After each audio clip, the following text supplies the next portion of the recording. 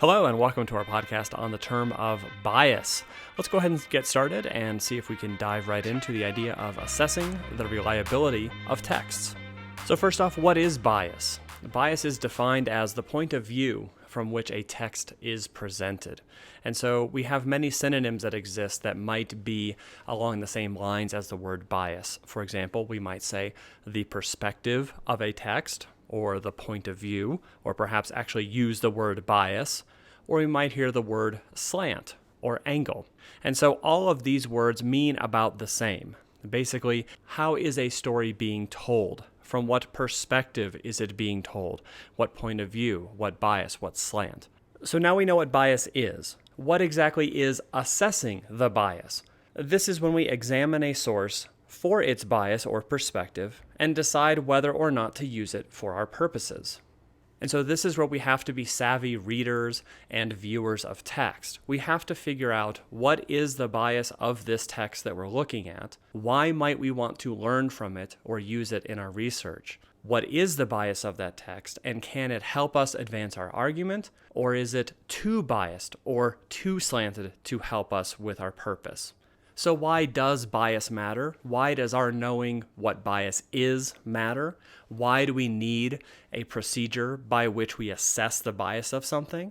We have to understand that every text has a bias. Texts are made by human beings. They're not oftentimes made by machines.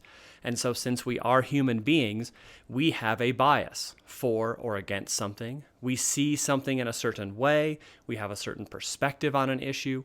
And those biases come into our work, sometimes intentionally and sometimes more subtly, almost subconsciously. And so we have to understand that all texts are going to have some amount of bias to them. And so our job as readers and viewers and researchers is to figure out what is the bias of our text.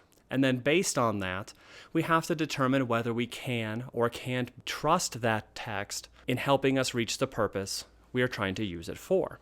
So again, every text has a bias. We may be on the search for objective truth, and I'm not really sure if that's even possible because texts are written by human beings. And like we've said, human beings allow their bias, their perspective of the world to seep into the work that they create. So there's always going to be some amount of bias or point of view for every text. So as we gear up here to talk about how do we look for that bias, how do we assess the bias, there's some steps that we need to take. Number one, when we are looking at a text, whether that be written or visual, we have to put our own biases aside. If we go into a text saying, I am very liberal on an issue, or I am very conservative on an issue, that is going to influence how we even view the text. That has the potential to cause us to not understand exactly what we're seeing. So once we have put our own biases aside, we then have to examine the text. We're going to use those strategies to wade through that document's bias. And then we have to determine, will this text, with all its inherent bias, which could be very slight or very large, will it help us meet the purpose we need it to meet? For example, will it help us write the research paper? Or will it help us write the argumentative paper? Or will it help us make a point in a debate? So are some texts more biased than others? Absolutely. While we may be searching for perfect neutrality in a text, that's not going to be possible. So since every text has a bias, some may be slightly biased. That could be on the political spectrum. Some lean a little bit more to the left. They're a little bit more favorable to a liberal candidate. Some might be a little conservative, a little bit leaning to the right or more favorable to a conservative candidate. But like we've talked about with all of our spectrums, these things can go on to infinity. We can definitely find a text that's moderately liberal or conservative, but we can certainly find articles on a similar issue that are more biased, more to the left or more to the right on any one issue. So for example, we could look at political examples. Here we have political posters from the 1960 election. Clearly, the poster on the left is very biased for a certain candidate, and the poster on the right is clearly biased for another political candidate. Perhaps it's an idea like Obamacare or the Affordable Care Act. We could see commercials that are very supportive of that, saying, hey, this is a great idea. At the same time, we might see commercials that are very anti Affordable Care Act, saying, no, this is why it's bad for society, or here's a better idea for how we might treat citizens and their health. Special interest groups can also have contrasting biases. The Human Rights Campaign is going to be seen as a more liberal-leaning special interest group. They are going to be contrasting with Focus on the Family. Here's a more conservative-leaning special interest group. So let's get theoretical for a second. Why does assessing reliability even matter? Consider this. Back in our day, as adults, as older people, there were fewer types of sources out there for us to get information from. When we did our research projects for school, we had books, encyclopedias, magazines, newspapers, documentary films. It was, in essence, harder to publish materials back then because we didn't have this cool internet thing. Therefore, if something was going to be published, it was going to be reviewed more thoroughly, it's going to be edited more heavily, it was going to be processed a little bit more before someone spent the money to publish an encyclopedia set, or perhaps a magazine, or perhaps a book. So as more and more pairs of eyes were placed onto books and the facts contained within them, if the goal of the document was to be less biased, as more and more people reviewed and edited it, more bias was taken out. But now we live in an information-heavy world. It is not about finding information.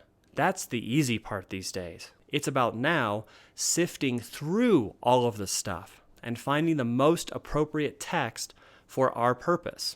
And since we have so many new kinds of works, such as self-published items, websites, blogs, wikis, and anybody can be a publisher, and it does not need any sort of external review to check its validity, there is so much stuff out there on the internet, it's like the wild, wild west. And so since there is very little editing done of many of these texts, all kinds of ideas, from the very moderate to the somewhat liberal, somewhat conservative, all the way out to the extremes of any issue, are freely accessible. No one's being the gatekeeper for this information. Nobody's saying, hey, before you publish this, let's make sure it's reasonable and valid because we're going to spend a lot of money publishing your book. Now people can publish their own books. So we don't need any sort of external editor or gatekeeper of information. It's just instantly out there. And so we as critical consumers have to be careful what we're reading and seeing and viewing. So how do we do all this? How do we consider the bias of the information? How do we consider what is or isn't a good source? Well, number one, we're going to consider our purpose for research. What are we doing here? Are we asked to simply report facts? Are we supposed to construct a compelling argument for or against something? Are we to do some sort of meta-analysis and actually analyze the media sources themselves? Depending on what we're supposed to be doing, will help us pick the sources that we might want to examine. We then have to consider what information we have access to. And again, back in our day, maybe a little bit harder to find stuff because we had finite resources. We had tangible resources like books or encyclopedias. But now the world is your oyster. There's so much stuff on the internet, it's hard to not find information. Number three, and this is the purpose of today's podcast, we're going to apply the OPVL structure to the resources we might have access to examine their bias and their limitations. Because again, why are we researching? Which sources are going to be useful for us, which are not? This OPVL structure will help us apply kind of a template over every source that we can then match up and ask ourselves, will this help me accomplish my project? And then ultimately, when we examine a source and we have applied the OPVL structure, what do we do with that? How do we prove that we have examined a text and show that we have examined its bias and determined that it is or isn't credible? Ultimately, we write a one-paragraph response per text that's going to address the O, the P, the V, and the L of the structure on each text we are looking at. So what is the OPVL structure? What does each letter stand for? The four things that we're going to examine for every text we look at, and then ask ourselves, is this appropriate or not for our research purposes? The O is going to stand for the text's origin. The P is for the text's purpose. The V is for its actual value to our purpose. And the L is where we're going to acknowledge that there are limitations to any one text in order to help us with our purpose. Let's go ahead and take a look at each one in a little bit more depth. So the O in the OPVL structure is the idea of origin of text. So we've got a text in front of us on the screen from the internet, from something, and we want to ask ourselves, will this be appropriate to use for our research purpose? Well, we should look at where did this text come from? So some common questions we ask ourselves, and then we ask of the text we're looking at, are number one, who wrote this text? Number two, what are their credentials as author? Are they a credible voice on this topic or not? Number three, when was this text written? Number four, where did they write this text? All of these answers help reveal a text's usefulness to us to help us with our projects. And so we want to figure out when and from where did this text that we're looking at originate. So first off, we want to look at who wrote this. We want to look at the credentials of the author. So that could simply be which individual wrote this. It could also be from which news source this is coming from. And if we know our media bias chart, that can kind of help us figure out what are the political biases or leanings of this text from the start. If we are reading something from the Huffington Post, we're pretty sure that it's going to be a liberal view on an issue. If we are reading the text from Fox News, we can be pretty sure that it's going to have a more conservative view on that same issue. We also want to look at, did the author sign his or her name to this text that we're looking at? If someone doesn't sign their work, it becomes potentially a little less credible, because if they're not even willing to fess up and say that, hey, this is what I'm saying on this text, why should we believe them? If they're hiding behind something, that might cause some bias issues. Also, like we said, is this an individual writing this, or is this coming from a particular group?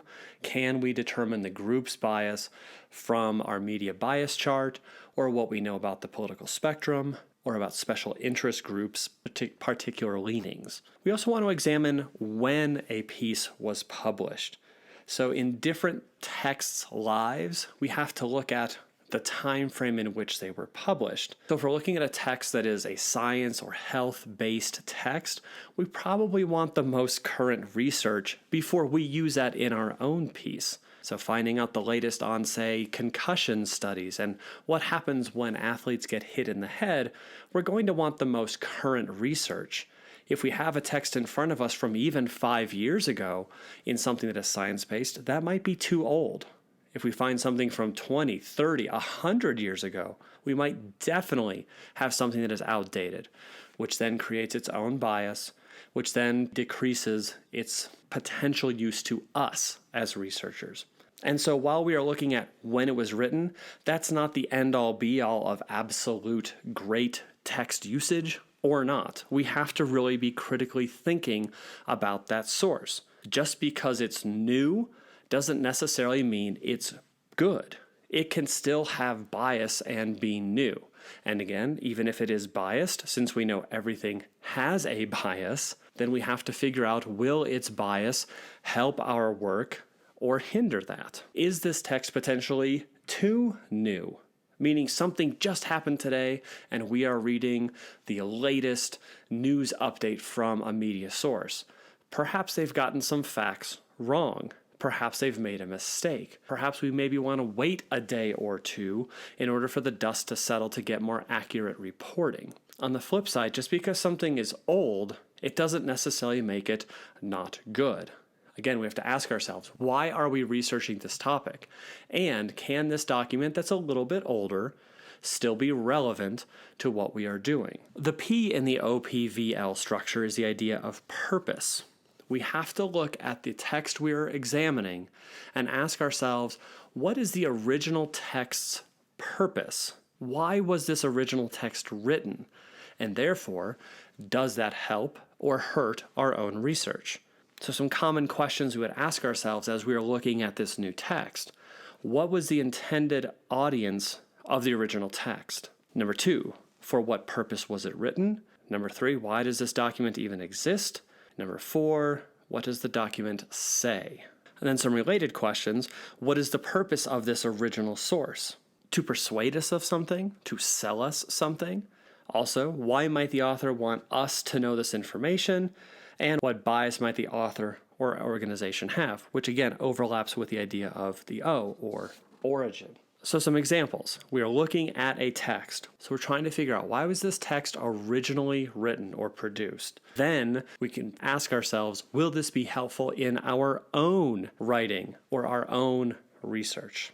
Some issues that we are seeing pop up as of late in terms of research, this idea of sponsored content. Here we are flipping through a website, we think we're doing some great research, and all of a sudden the number 1 hit on our search engine says this, what seems to be a great piece of information for us. We're researching how the clothing industry works in the world and how that is a sustainable or a recyclable industry, and what we should be doing or not be doing with all these clothes that we seem to burn through in today's society. And the first thing that comes up seems to be an article about recycling, the benefits of recycling clothing from the company H&M. And so we're looking at this and we're saying, hey, I shop at H&M. I love their stuff. I got a lot of stuff from them. Every couple of weeks I go in, they've got new clothing there. It's a great place to shop. It's affordable. The styles are cool. Everything's great. And here they are saying we should do all kinds of recycling with our old clothing. And so if you read that on the level, it looks like H&M is doing a great environmentally conscious thing and suggesting to all of its shoppers that we recycle our clothing. And because it's written like a news article, it looks to the unsuspecting eye that this is just an informational piece of writing written by an environmentally conscious group trying to better the planet. The challenge becomes we have to look at its origin. So who wrote this? Okay, that's H&M, and they are in the business of selling clothing for money. And then we have to examine the text's purpose. Are they really trying to encourage us to recycle clothing because it is the best thing to do for the planet? Or is there some other reason why a clothing company would be encouraging us to recycle clothing? But when we start to think critically about this, we have to ask ourselves, could there be some benefit to H&M if we are recycling all of our clothing? It's not so much about saving the planet, perhaps. It's more about if you get rid of your old clothing, then you need to buy more. And guess who's going to be there to sell you more? Oh yeah, that's right, H&M. So this type of text comes across looking like a very positive news article. Instead, it ends up revealing its own bias, where it is written by a company who's not necessarily out there to better the planet, but out there to generate more money for themselves. Another type of text we're coming across that is giving students struggles is the idea of the opinion or the editorial or the op-ed idea. And so these look like news articles. These look like somebody has gone out, done some research, written a fact-based story that they are then sharing on a news source. The challenge is these aren't. The challenge is that these are not news pieces. These are people's opinions about topics. These are their ideas about a topic that may not be rooted in fact. It's just a writer sharing his or her opinion, trying to share their opinion and also persuade us to do something or to not do something or to vote a certain way. The problem is they look like news stories. And so if we're not aware that somebody is trying to persuade us, we might think we're actually just reading straight up facts, when in fact we are reading somebody's opinion masquerading as fact. Sometimes the websites themselves will give us an insight as to the purpose of that website's existence. So sometimes when we look at the endings of those websites, it lets us know what their original purpose for existence is. So sites that end in .com, those are going to be commercial type websites. Typically they are selling something. So if you're finding all kinds of great information about what we should or shouldn't buy, or what we should or shouldn't do in the world, perhaps we should look at who's actually writing the content on that .com website, because they probably have some sort of financial agenda to persuade us rather than just inform us. So .gov, .mil, or .us is going to be a government-published website, and this is not to say that government publications are without bias and absolutely should be taken on the level without critique, because that's not true either. And so we still have to apply the same critical standards of a website that even ends in .gov. .org is going to be run by an organization, and so we have to consider the bias of the underlying organization that is producing this content. Are they a more liberal organization, a more conservative organization? Do they have some sort of political agenda that they are trying to meet by writing this content? Finally, the .edu ending gives us the idea that it's from an educational entity. Again, just because it's from an educational entity does not mean it is perfectly bias-free. Even educational institutions have the potential for political bias. And so while it does give us a clue that this is coming from some sort of higher learning environment, perhaps a K-12 scenario or perhaps a collegiate scenario, there is still the potential for bias. And so we have to look at where this is coming from, what their agenda might be in terms of writing it, and then how this may or may not help us in writing our own research papers.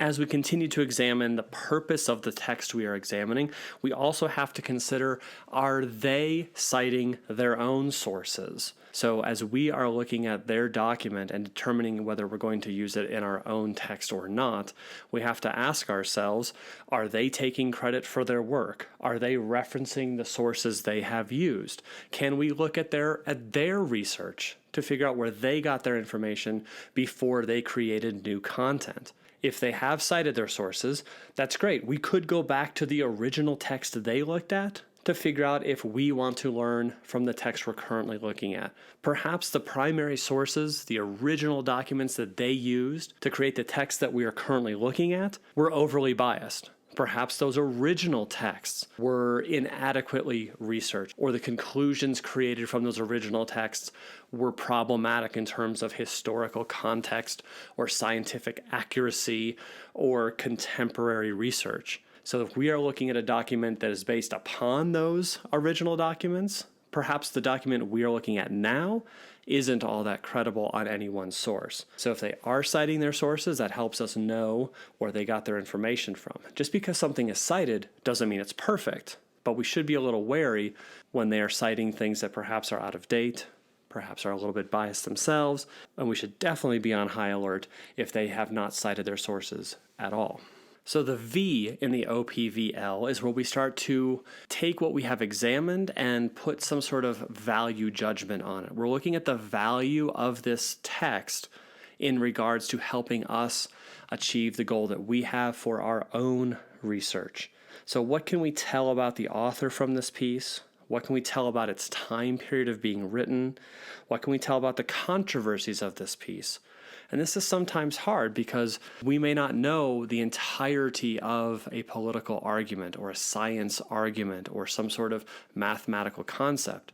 And so all we can see is the text we have in front of us. We may not know what is actually lacking from an article because we can't see it.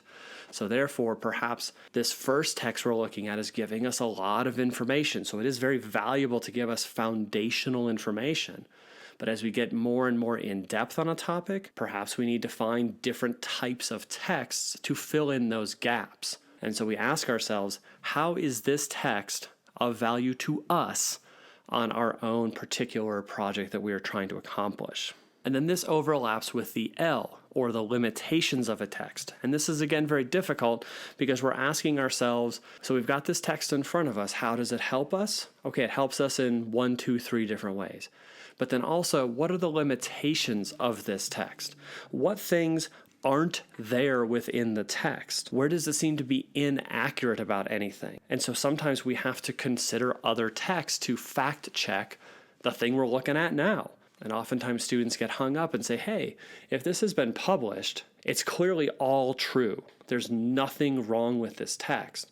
And that's not necessarily true. We really need to dive in there, figure out what are this text's limitations, where does it miss the mark, where have they gotten it a little bit wrong, where has it been corrected by other materials. And so ultimately, when we put all of these things together, we are examining the text that we are looking at for our own research purposes. And we're going to overlay this OPVL structure. We're going to examine the text we are using for research for its origin, its purpose, its value, and its limitations. There's no perfect text for any one research project that we are doing. And so we have to be critical of the things we are using for our own benefits. Some might be more perfect for this type of research project.